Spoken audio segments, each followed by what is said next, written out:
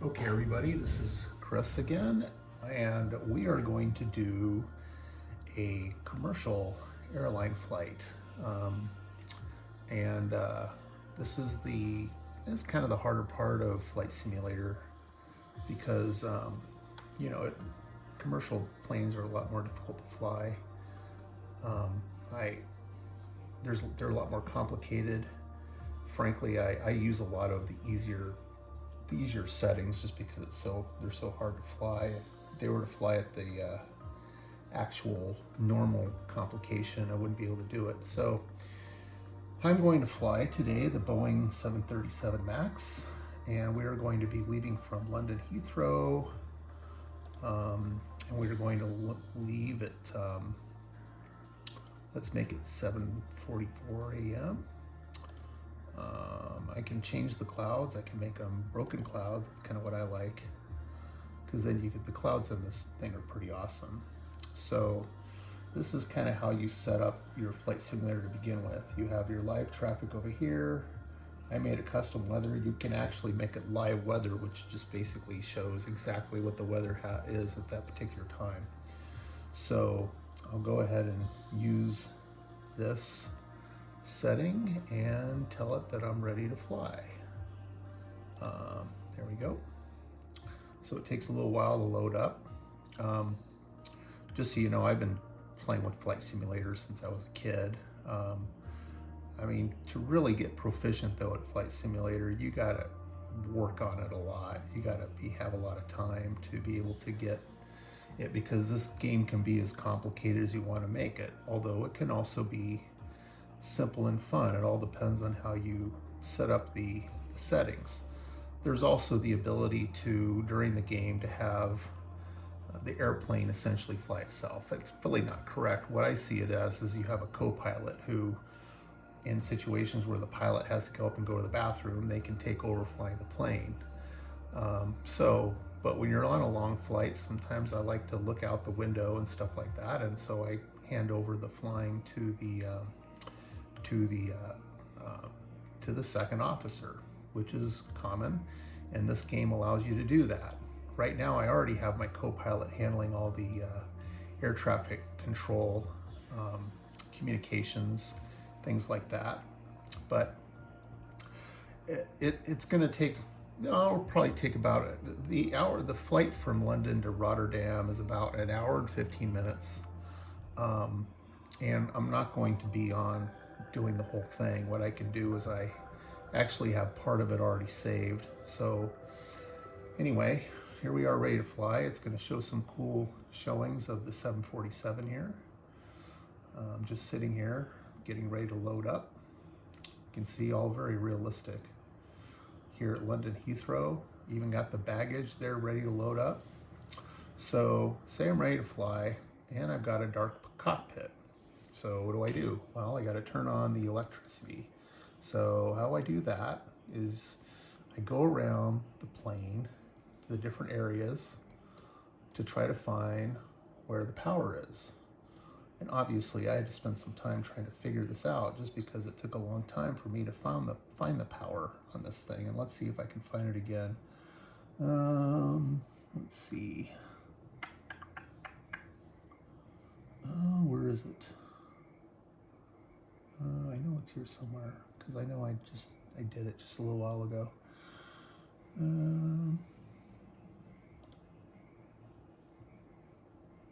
All right, where is it? Well, in any event, I'm just going to,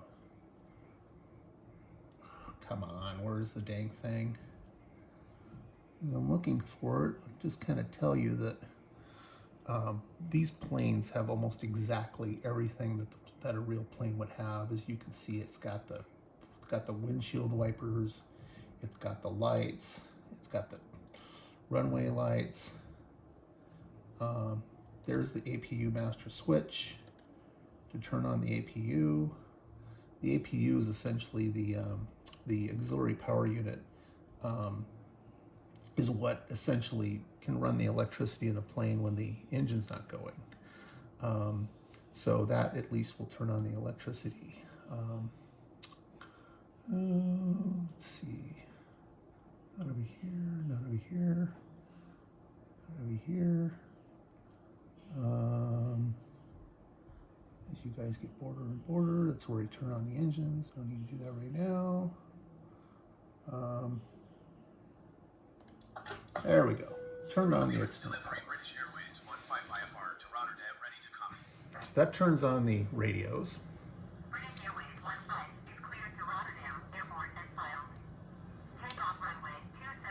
So what is happening right now is that we're asking for a departure permission from, not from the tower, but from the clearance. They're the ones that tell us when we can take off, when we can go, and show us that we're clear to go.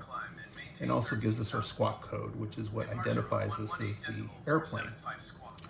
So as you can see on the outside of the plane, this thing in the back here, right here, is actually APU. It's a generator that runs the power of the airplane when you don't have your engines on. So what I'm going to do is I'm going to say, okay, there's some pretty cool things I can do here. I'm going to say, okay, well, I'm on the ground here, so go to ground services. I want to hook up the jetway connection so I can get people to get on the plane.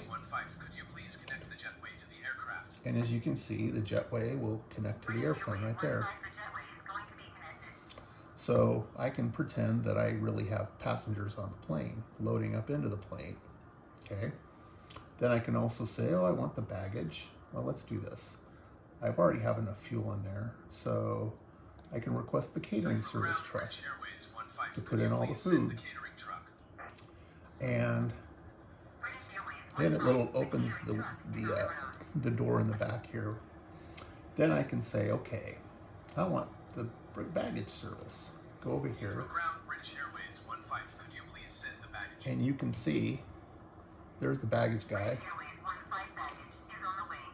He's going to go there and go up and start loading up the baggage. And I kind of like to watch that. It's kind of fun. You can hear this guy start his engine when the baggage thing gets there and the little door open.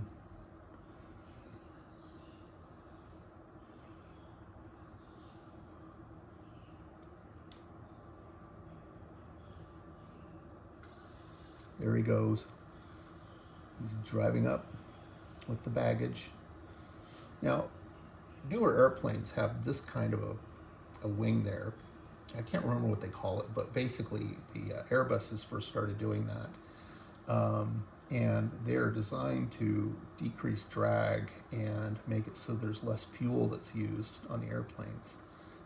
Actually, airplanes have become far more efficient over the last 20, 30 years.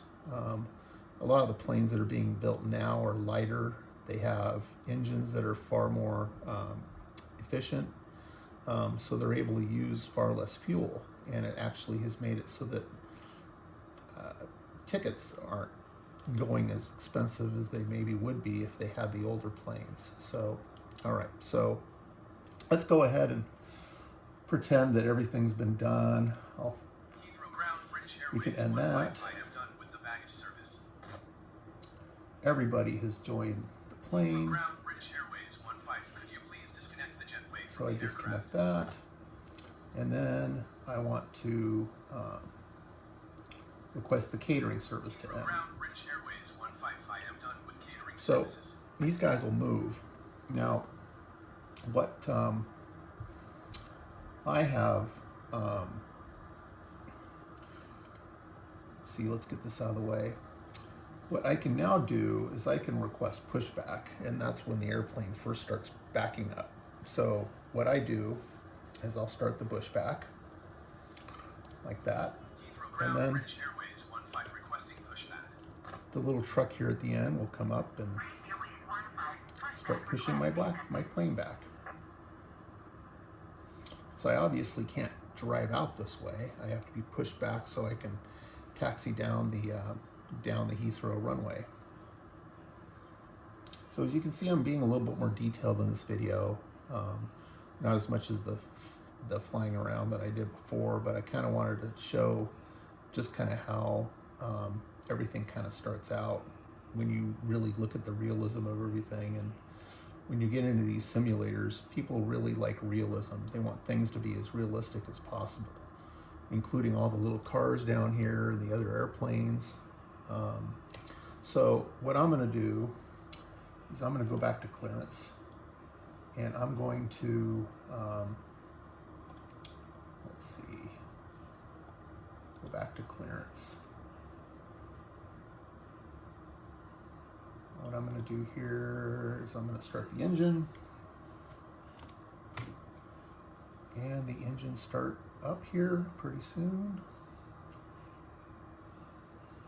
And let's see, I'm going to do this here, we'll make it easier. This guy over here, have him manage the radio comms again.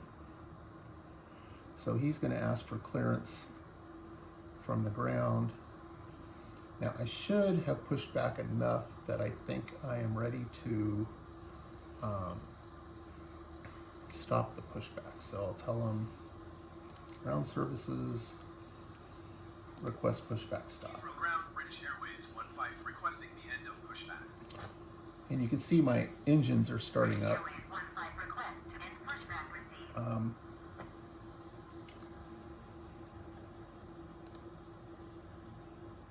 So now I want to request taxi IFR. That's the instrument rules for the taxi. Okay. So what will happen now is it'll switch me over to the taxi controller. This was what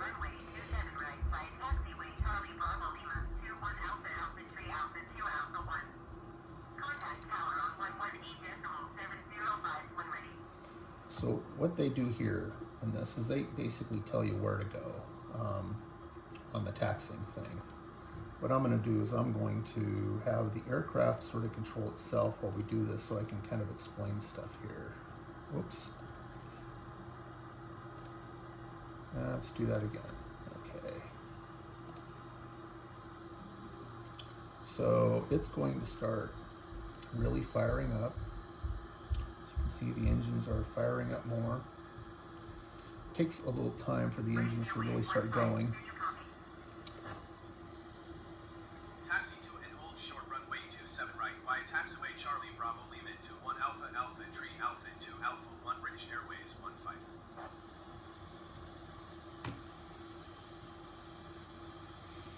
All right, let's get going. Let's get these engines going. Probably should have started them before we pushed back. There we go. Both of them are going now.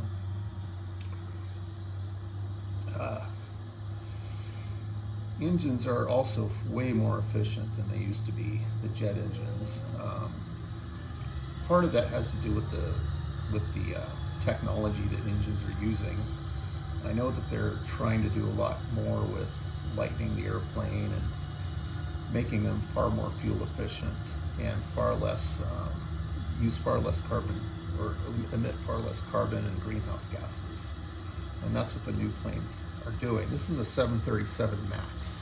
It's one of the newer Boeings that came out. Kind of a medium, small jet, meant for, you know, long distances, but not huge distances.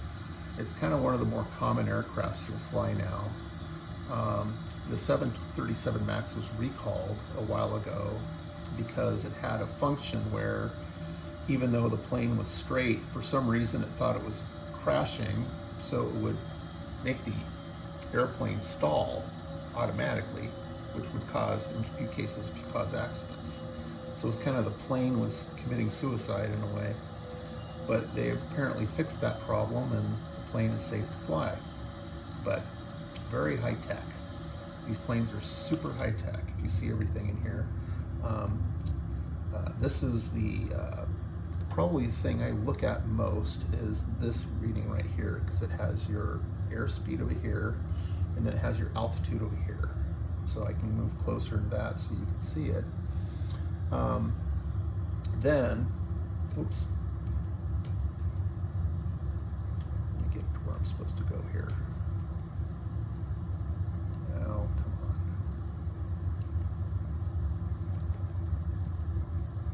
There we go. That's what I'm trying to get to. So this quadrant right here, this is the automatic pilot, which is pilots use these things almost 90% of the time now to control the airplane. Not as much as the rudder and stick, but they will enter this information more often when they're taking off and when they're landing. Here is the engine information. This is basically a look down. It'll show basically what it's kind of a crude way to see kind of where you're flying over. Here's your landing gear. That's the throttle quadrant. Has the acceleration and everything down there. There's your flight computer, which you can enter in, and it actually really works. I can show what my route is, and my route is from here to London to Rotterdam. It actually is a functioning computer where I can enter in my information. And then, as I showed you, there's the radios down here. Actually, no, we already went past the radios. This is just trim and things like that. And there's actually a radio quadrant up here. And that's where you turn everything on. I can even turn on the, let's see, where is it? Well, they even let you turn on the no smoking side of the, it's somewhere in here, I'll find it later. Okay, so there we are, taxiing down the runway slowly. You know, it can sometimes take about 15 minutes to taxi. So basically this is their start time to kind of talk about everything. The London Heathrow is one of those airports in Flight Simulator. It's extremely detailed. They tried to make it almost exactly like it is. In fact, it even shows construction going on that's currently going on at the airport. And because of trademark issues, you can't get these planes, the British Airways planes, or the actual planes that have the trademark. Because of that, I have to get these off the internet separately. The planes that come with the simulator are just generic airlines. They're not real airlines. They just use kind of generic planes. But that's an Airbus 380 right there, which kind of stinks. I wish that you could have every single airline represented, but you can do that with the stuff you can get online. I bought this plane online for about, I think it was like 19 bucks. That I got it, and it was developed by a software person that makes it so that it's compatible with Microsoft Flight Simulator. And there's a ton of them out there. Planes you can buy, that free ones you can get, all that kind of stuff. But I like having the ones that are the real airlines. It's pretty cool. So as you can see, as we're driving by here, you can see that the morning is coming up. The clouds that they have on Flight Simulator are amazing. They look like real clouds. The realism with the clouds, and that has required a great deal of graphics work to do that. Because of the complication. I mean, in the earlier Flight Simulators, clouds just kind of look like bricks. I don't know how else to explain it, but they weren't as realistic as they are now. And this Flight Simulator, which a lot of people, I can take a picture of this and people almost will think it's the real thing. Now, I have a very high-powered computer, so a lot of the rendering, the shadows, the shiny parts, all those things, and the detail of the graphics is very, very good on my computer. You really can't work this on a regular, like you certainly couldn't do it on a regular laptop. The graphics card isn't powerful enough, not enough memory, not enough, it's just not enough. You've got to get a computer that is able to run high resolution games, has a graphics processor that can handle this level of graphics. And that's hard to find. You got to really spend some money to do that. But, you know, to some people it's worth it. You know, it's kind of fun. Oh, there's a car running in front of me, so they told me to hold up. Well, I guess they said I could keep going. So, right now, I'm letting the airplane the co-pilot basically handle the taxiing, so I can talk more about what's going on. Once we get to the runway, then I am going to take over the controls and take off with the controls using them myself. So Heathrow, I don't know, that's interesting. Yet more of the construction that's going on. Talk about realism when you think about it. These guys basically took the airport and they said, we're going to make it exactly like it is. You know, it's kind of amazing that they could do that. So, I don't know. It's almost like if you worked at Heathrow, you could say, I work in that building right over there. The way I have it set up right now is on live traffic, which means that the traffic around the airport is what's actually there right now. It's live, so I don't think it puts in every single airplane, otherwise the thing would be going crazy, but I think it uses a lot of the real airplanes, the real traffic. You can also do multiplayer on Flight Simulator. I don't have it on multiplayer right now. So it'll actually show if you're somebody playing multiplayer is flying over there, it'll actually show their plane. If you go into some parts, like if you go into downtown New York and stuff like that, you see a lot of people flying, and there's software where you can communicate with the other planes, and you can, I haven't gotten into those details yet. I know there's people that have fun with that, but you can communicate, you can have people that are the air traffic controller that can, you know, so you're really talking to people as you go through. I hear that there are people that really take that seriously, so if you're just driving to have fun, they'll get irritated at you if you just are like, I don't care what you say, I'm gonna land whenever I want to, you know. So I don't know if I'm really into that. I like to have fun with this stuff, not take it seriously. We're finally maybe getting to the runway here. That's the thing with these big airports, is that it takes forever to get to the runway when you take off. So you're sitting here like, okay, you're enjoying the scenery, and a lot of times when this is happening, I'll be going down here and I'll be looking at my instruments. I'll make sure that my flight plan is correct, the way I want to do it when I'm actually using a flight plan. Just kind of look around and become more familiar with the airplane and how everything works.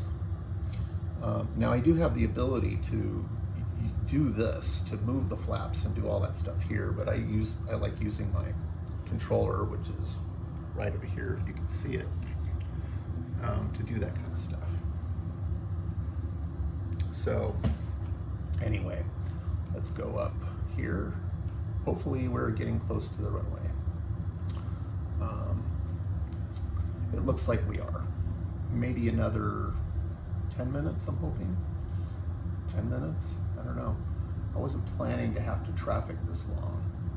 But anyway, we're not gonna do the whole flight. I mean, I have it so that I can actually move it further on in the flight, so we'll be able to see the takeoff and as we go up, and the landing in Rotterdam. So again, I don't have a lot of practice with this airplane, so hopefully we won't crash, and that can certainly happen. But you know, I don't have a real crew to worry about here, so. Okay, so we're pulling up here. I'm gonna take over control of the airplane. Alrighty, so I can pull up to where they want me to pull up. And once I hit the brakes here, Heathrow Tower, British Airways 15 ready to go runway 27 right IFR to Rotterdam. I will get my takeoff clearance. Now there really will be cases where there's an airplane landing and they don't give me clearance, or they make me wait for another airplane. So there's one thing I wish they could do. I wish they could have foreign accents in for the air traffic controllers in these foreign airports, and maybe there's a mod or something where I can do that. I don't know. I haven't heard of one, but that would be pretty cool to have foreign accents in these airports. Now, English is the universal language of air traffic controllers. So anywhere you go in the world, the air traffic controllers speak English. Obviously, some of them have a stronger accent, but that's clear that they all have to be able to speak English, the universal language. So getting ready to line up here, I'm going to put my flaps down for takeoff. Okay, as I slowly turn around here. All right, so here I am ready to go. Whoops, that'll line up right there. Now I'm ready to go. So check everything right. So it's full throttle. Generally, I want to try to get this plane up to around 120 knots, or maybe not that fast, before I actually push the yoke, pull the yoke back and rotate. That's what they call it when you're rotating to take off. So here I go. I'm looking at my speed right there. I'm at 100 knots as I'm cruising down, and I can tell my airplane wants to take off, so I push it back a little bit. And here I go. I am up in the air. Now, one thing you do want to do is you don't want to go up too fast, because then you can stall. But I am going at a very good clip right now, and going up pretty good. So once I get to a certain level, I want to go ahead and put up my landing gear and move my flaps to take off. Now, since I have it on a relatively simple way of doing it, and there you can get the view of what it's like flying over there, you know, it'll tell you where the marker is. I mean, usually I have to look over here, I have to do all this stuff to make sure that I'm flying the right direction. But this, at the level that I'm flying at, they give you the aids of where to fly to get to the different navigation stations. So, and then I also get instructions from air traffic control, because I am flying IFR. IFR means they're instrument flight rules, which means that the air traffic control is going to tell me where to go. VFR, visual flight rules, is generally you can kind of find, I mean, you still may file a flight plan and have to go certain things, but there's a lot less of a reliance on the air traffic control if you're flying that way. So okay, so they've got me going straight here, so it'll even tell me how many miles to the next thing. So I've gotten clearance to fly up to, I believe, 5,000 feet. I don't want to go too fast, because where it shows red here, it shows that I'm going too fast. There's a couple reasons for that. One, if I go too fast, it puts stress on the airplane. It can damage the airplane at low altitudes. The second thing is that they don't want, it's kind of like a speed limit. They don't want planes flying too fast, being noisy as they take off. So you can see the clouds here. I mean, it is like really, really being in an airplane. The graphics realism is just simply amazing. And as you can see, the London the English countryside down there, right outside of London, is pretty cool. Okay, so still climbing.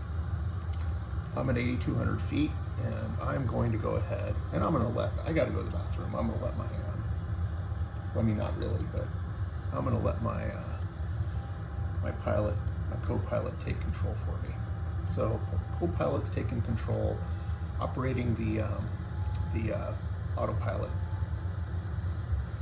and he's going to continue to run things as I talk about as we go up. So, and people can see the scenery as we go up.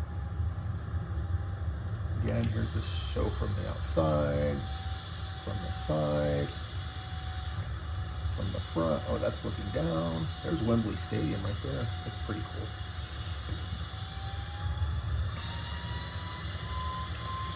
Back. So everybody is sitting down. Now I was a little bit off the vector, so the co-pilot is flying me to the correct vector for this first communication station. And that's how planes really navigate. Nowadays with GPS, it's a lot easier, but in the old days before GPS, they would strictly follow the instruments to get to these different areas, these different stations that would basically act as a guidance as to where the plane should go. In fact, the earlier planes, there used to be essentially a third pilot whose only job would be to do the navigation and handle the radios. So basically in the older planes there would be essentially three pilots, especially in the big 747, the jumbos, there'd be three people in the cockpit. Now they just have two. They don't have the need for that additional radio person in the cockpit because of the technology they have. So here we go. Now, I think everybody has seen this part of it. What I'm going to do is I'm going to move over to my landing into Rotterdam. So what I'm going to do is I'm going to escape here, and I'm going to load something I did earlier. It's my Rotterdam flight. Okay, and it's going to load that, and it's going to put me in a different spot. Okay, and there it goes. It's loading up. And essentially, we're going to show me flying into Rotterdam and avoid that 1 hour of flying that you would otherwise have to do. So we don't have to sit here, wait forever, have a 2-hour video where people just kind of fall asleep and not want to keep watching it. So now this program, everything takes a long time to load. Even for this computer, if you had a non-powerful computer, things just take forever to load. The other thing is I have this program in the highest graphics resolution you can have. Most computers can't operate it with that unless you get a very, very powerful computer with the newest video card you can get. You know, what you're seeing is pretty much as close to good resolution as possible. Now, there are people that are really serious into this. They'll have their screens, they'll have several screens made to look exactly like a aircraft cockpit. And then they'll be able to buy things such as the thruster quadrant and the radio quadrant, so they can do all those things themselves. It's pretty amazing to watch. All right, so I am landing. I am at 15,000 feet, and Rotterdam approach Kabul 15 is climbing through 3,600 feet for 15,000 feet. I don't know why it showed me as 3,000 feet, but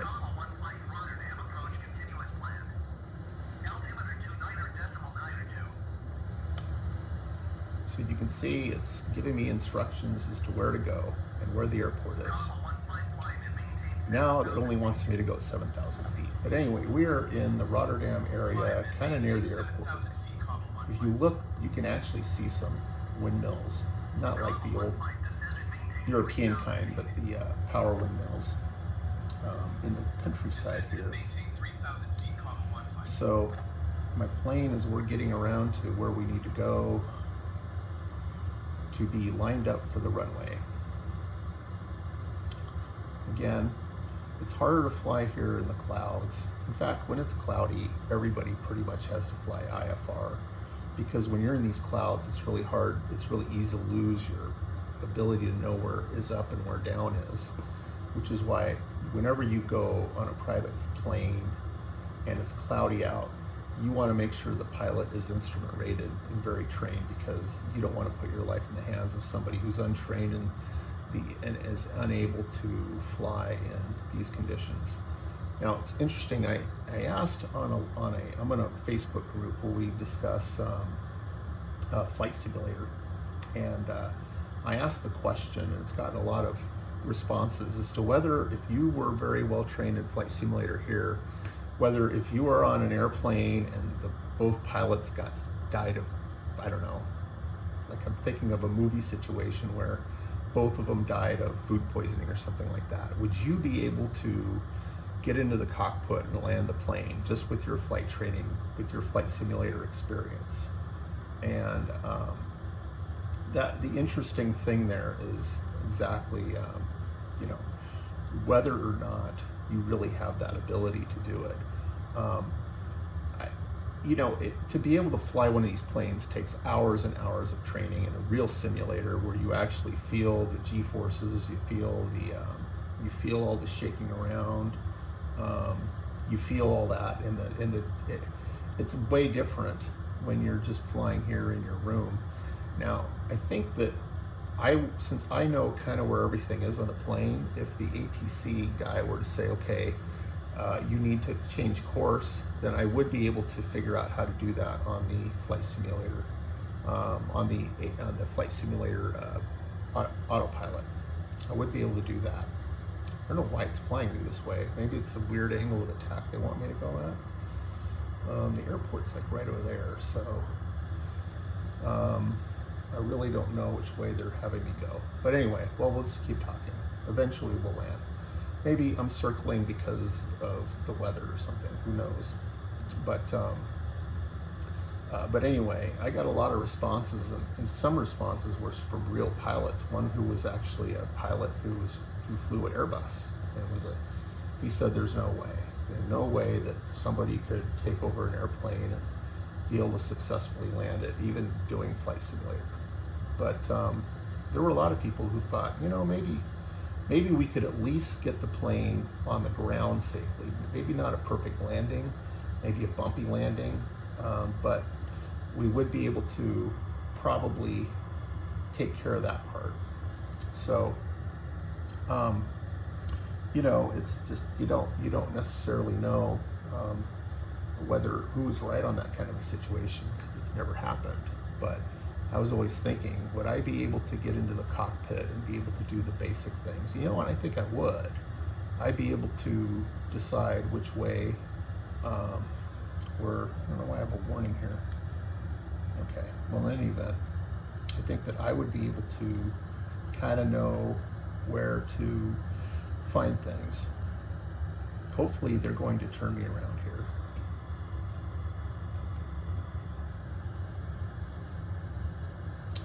Let's see. I'm at 3,000 feet. I'm going 250 knots. I don't know why they're making me fly this way.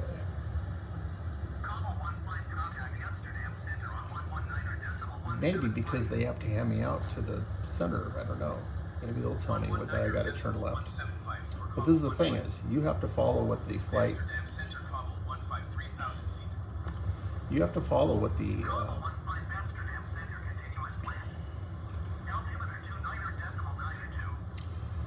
You have to do what they tell you to do. You have to do what the ATC tells you to do. You can't just fly however you want to go. You have to do what they tell you to do. You can't just say, well, I don't want to fly that way. I want to fly this way. So the ATC is the boss, and in fact, the penalties are significant if you just decide you want to ignore what the ATC is telling you.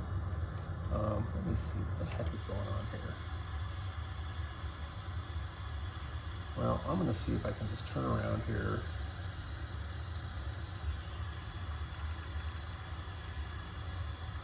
And maybe if I get closer to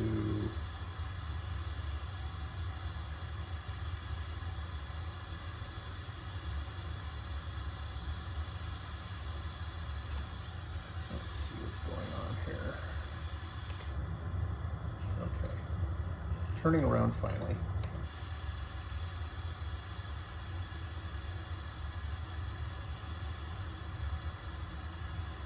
Well, I don't want to go down. I want to keep going up. I don't know why it's making me go down like that. But anyway, I am done circling. I'm going to go back to Rotterdam. I don't care what they're telling me, because I want to be doing this forever. So I'm going back, and hopefully they will have me line up for the runway.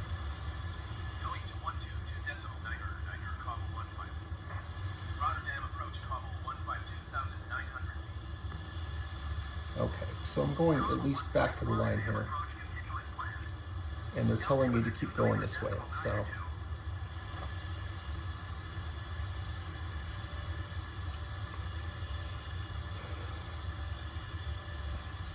You can see, I know over here where you can see the all the windmills on the left. So they've flown here before. So I think I'm gonna almost fly right over them. But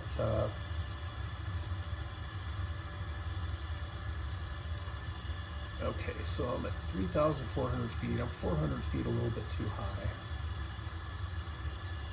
So the question is, will I be able to safely land this plane? I don't think the plane's going to do it itself.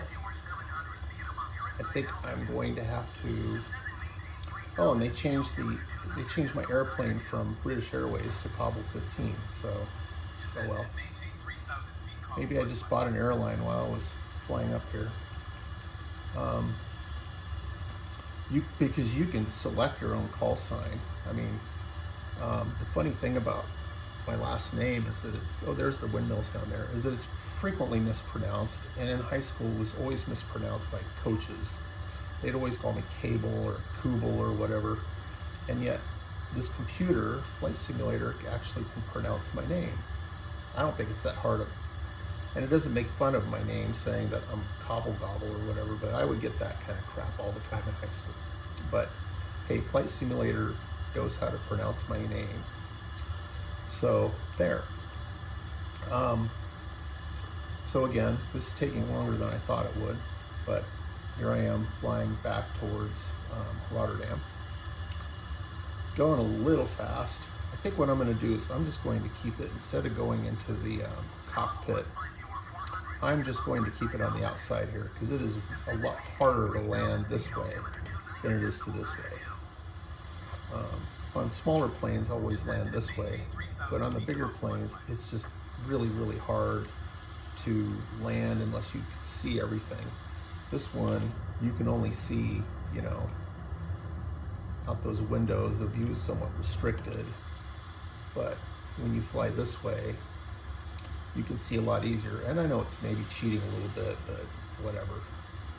The purists of flight simulator would probably get mad at me, but I like to look at the scenery. I like to look at all the buildings down there and the little housing areas and the windmills. Or are they windmills? I don't know what you call them. Wind farms, I guess is what you call them. In the beautiful morning here in Rotterdam, mid-morning. I've been to Rotterdam at the train station. That's it. It was on my way up to Amsterdam that I was in Rotterdam. Big port area is really what it is. The airport here is really dinky. It's just, I don't know if maybe most airplanes go to Amsterdam, but it's a dinky airport. In fact, I would say Medford Airport's a bigger airport than this one. But it's highly, it's really, really detailed in how they did it. But it's a really dinky airport. So it's actually, well, I'm going to be flying over the airport. That's the way they have me coming in on the flight pattern. So I haven't gotten clearance to land yet. So they're going to have me fly right over the airport and set up my flight pattern landing here. It's such a dinky airport that they don't care if planes fly right over it, I guess. Okay, I know. These guys are picky.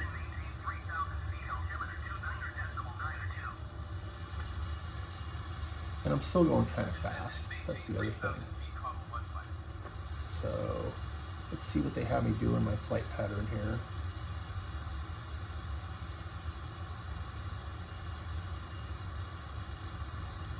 Which way are they going to make me go?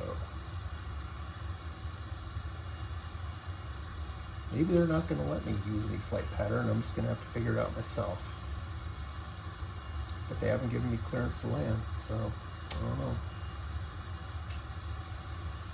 Maybe I'll just land without any clearance. I can't do this forever, so 2 miles outside the airport. It's behind me a little bit. I think I'm going to go ahead and line up for landing. I'm going to see if I can get clearance to land here.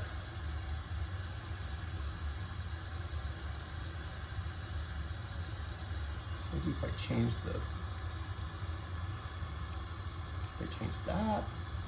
Nope, it's not even letting me do that. So I'm going to make a big turn here, and I'm just going to land this puppy.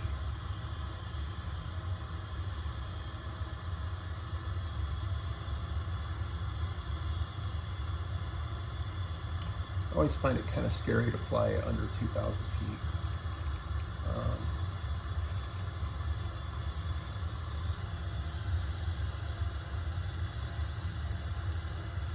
Rotterdam approach Cobble 15 requesting vector to next waypoint. Maybe that'll work. Cobble 15 Whoa. 0 flight proceed on course. Yeah, that's not good. Turn left heading 085. I don't know what happened there, but I am going down. Oh, going back up. All right. I think I'm going to put my flaps down. And there's the airport over there. I'm going to put my flaps down. And I'm going to put my landing gear down.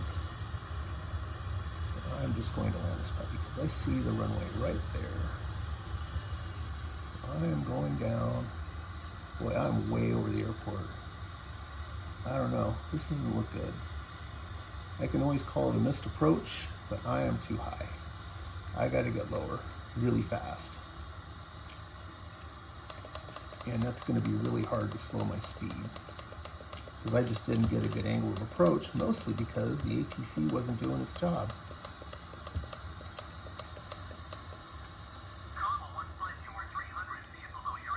Yeah, they don't seem to know where I'm going, so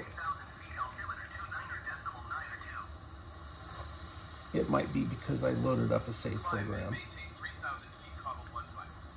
So anyway, I am concerned that I am not going to be able to land, so I'm going to request approach. I am not going to make this. All right. Well, yeah, I'm not going 31 miles, so.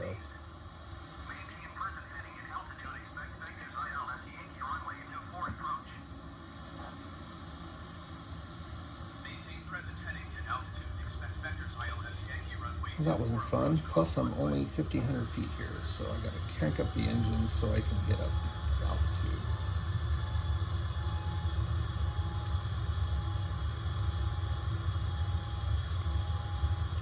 Maybe I should have just done what they told me to do. I should have kept going where they told me to go initially. Or maybe we'll just pretend that we're having to circle because of some issue going on. Maybe an airplane crashed, I don't know. I can do this. I can cancel the IFR. And then I can now. So now what I can do is if I can say I'm in VFR, I can Rotterdam approach Cobble 15, this time going 3 miles north of Rotterdam. Request flight following. Cobble 15, Rotterdam approach. Squawk 0415. Yeah, I didn't want that, so. Squawk 0415. This is the most complicated freaking landing they made me do. Cobble 15, radar contact 4 miles north of Rotterdam, 3,300 feet. Altimeter 29.92. Copy Cobble 15. All right, nearest airport list, Rotterdam. Tune Rotterdam Tower. Request a full stop landing. Rotterdam Tower Cobble 15. There. 0 miles north with Alpha to land. So now I am taking the... Bravo 1 flight Rotterdam Tower. Enter left base runway 24. Altimeter 29.9 or 2.270 at 8. I decided just to take it into my own hands. I am going to turn around here and look for the dang airport and land where I want to land. Basically what I did is I changed myself to a VFR flight plan, which means that I have a lot more control over what's going on. You generally don't do that, but by changing it to a VFR flight plan, I can just simply say, okay, I want to communicate with the tower directly. Yeah. Fly left base runway 24, Cabo 1 flight. So, and what it does then is it gives me a pattern entry right here. And when I get a pattern entry, it basically gives me vectors to the runway that they want me to go to. But it's a lot less picky. You don't have the, and obviously the ATC was screwed up and I think it's because I loaded the program and it messed everything up. Because usually when you fly AFR, it flies you right to the airport that you're supposed to go and right to the runway you're supposed to go. So basically I'm going to make another pass at it. But everybody's getting a really good view as to how these planes fly. And you got to, even with this simulator, you got to pay attention to everything that's going on.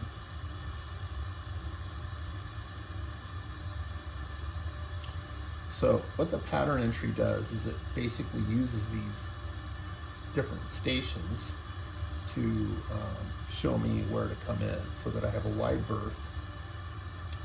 I have a nice view of the city of Rotterdam down there at least.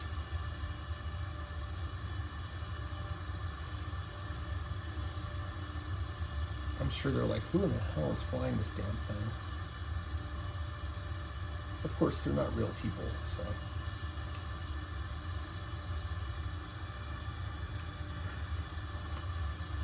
Alrighty, so I imagine they're going to make me turn to the left here pretty soon. That was the Erasmus Bridge. I bet Jennifer Kane knows what it is. It looks like it's kind of a funky looking bridge there. Okay, so the pattern entry should make me change here.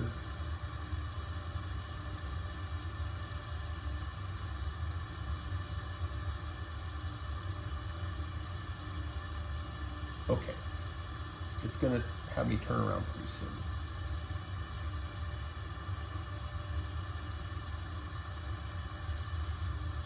Probably to the left, that's what I'm assuming.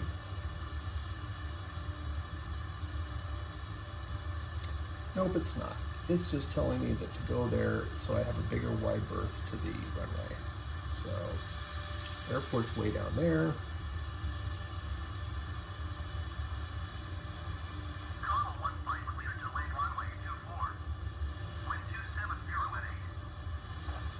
So now I have clearance. Clear to land runway 24, Cabo 1 flight.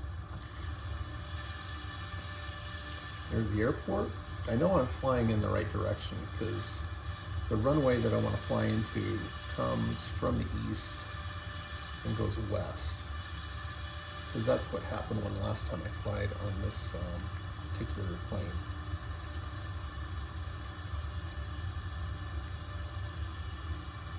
So my flaps are all the way down, which is where you want them for landing. Have a lot of power. What the flaps do is they give you lift at a lower speed so that you don't have to fly at 300 miles an hour just to keep your plane up in the air. And you have to have them down generally when you're landing and when you're taking off when you're landing. You have to have your flaps down. So the runway, the airport's right over that way. 3 knots. I'm going to lower my altitude here. See, normally if I had an IFS, an IFR plan, they'd say you need to go down to 2,000 feet or you need to go down to whatever. Um, I am just going to wing it. Literally, I'm going to wing it. I don't need to see this anymore. And here I go. I'm going to turn it around. We're like, oh my gosh, this pilot is making me sick. I'm already air sick and this doesn't help me. See that I'm a little bit more aligned with the runway. See the runway right there. Those little lights. That's the runway. I'm going to put out my landing gear, and I got to get lower here. I have the same problem I had last time, where I was just too high. So I'm going to go down to about 1,500 feet, make the turn very slowly. Again, it takes a lot of talent to be able to land this thing manually. That's the way I'm doing it. But, you know, I seem to be doing better here. So you can see me kind of coming in, trying to line up for the runway right there. And it's very quiet, no other traffic here, thank God.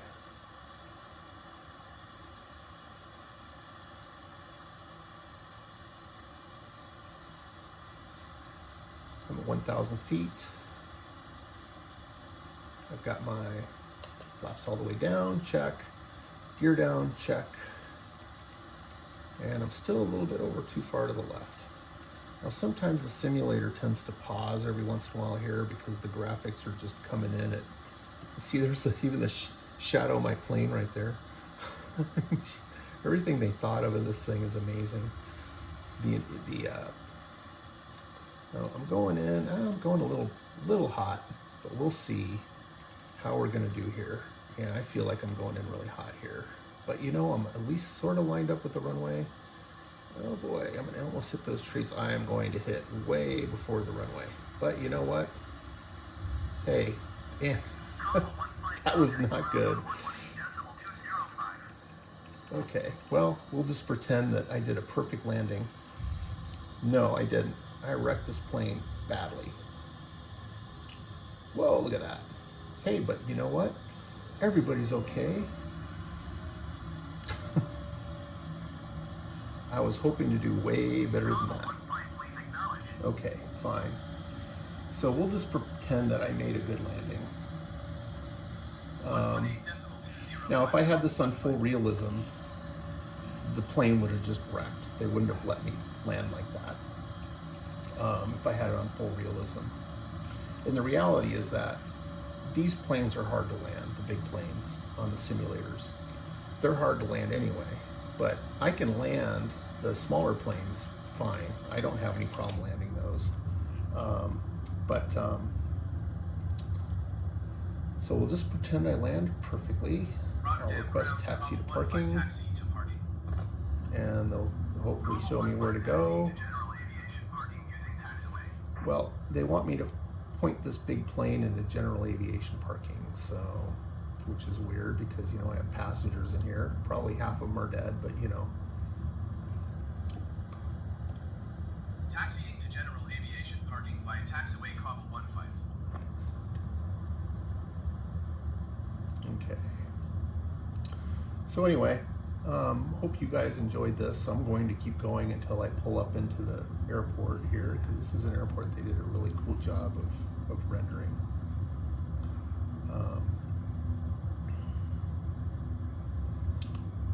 I mean, it's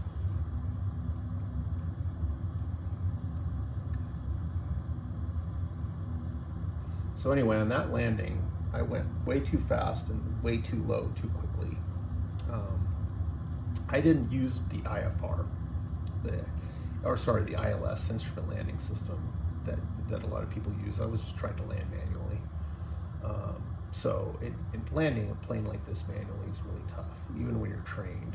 But you know, it's also funny, this is spring, and you can tell that they even have out here like more of a spring look. You can see there's little wildflowers and stuff like that. Just, they really get down to the details here. So I'm gonna see where they're gonna have me pull up.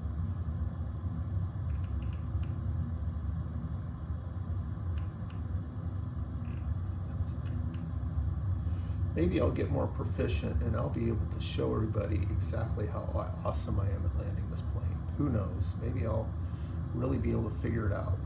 But for now, all I can do is what I can do. But hey, I can take off.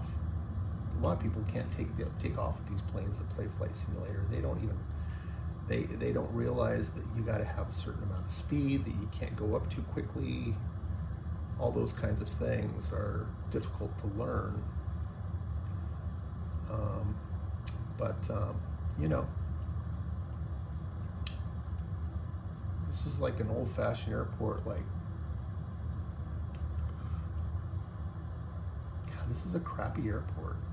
I mean, the rendering's really cool, but man, this is like, it's old-fashioned.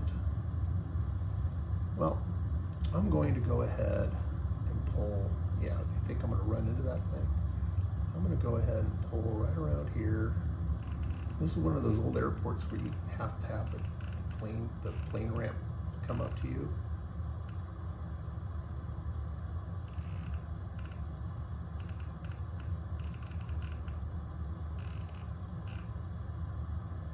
Anyway, I'm going to pull up right here. Stop. And then I'm going to turn off the engines. Put on the parking brake. See if they have ground services here. I don't even know if they have that. They have ground services? No, oh, well, I turned everything off. That's what happened. Anyway, okay, we're at the end. I hope everybody had fun, and there we go.